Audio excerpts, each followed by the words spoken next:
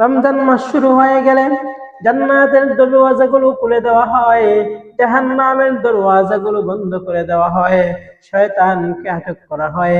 হাদিসের মধ্যে পাওয়া যায়, ইজা জা রমাদান ফুতিহাত আবওয়াবুল জান্নাহ ওয়া গুলিকাত আবওয়াবুন নার ওয়া সুফিদাতিশ শায়াতিন ওয়া ফি রিওয়ায়াতিন ওয়া সুলসিলাতিশ শায়াতিন।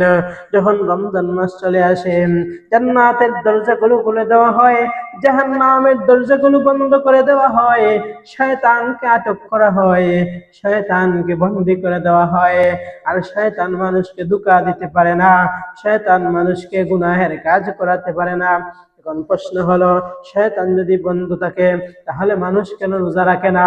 শয়তান যদি বন্দী থাকে তাহলে মানুষ কেন তারাবির নামাজ পড়ে না? শয়তান যদি আটক থাকে তাহলে মানুষ কেন গুনাহ করে?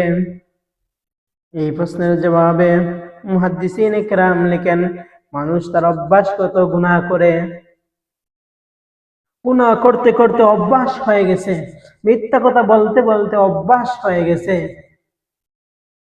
এই অভ্যাসের কারণে মিথ্যা কথা বলে, এই অভ্যাসের কারণে খুন খারাপি করে, এই অভ্যাসের কারণে গীবত করে, এই অভ্যাসের কারণে চুগলখড়ি করে। যখন রমজান মাস শুরু হয়ে যায়, শয়তান বন্ধ হয়ে যায়, শয়তানের শয়তানি করতে পারে না। কিন্তু আর একটা শয়তান আছে, নফস নামক শয়তান। এই নফস নামক শয়তান তো আর বাবা বন্ধু থাকে না। আরেকটা শয়তান আছে, নফস নামক শয়তান, যে শয়তান তো আর বন্ধু থাকে না।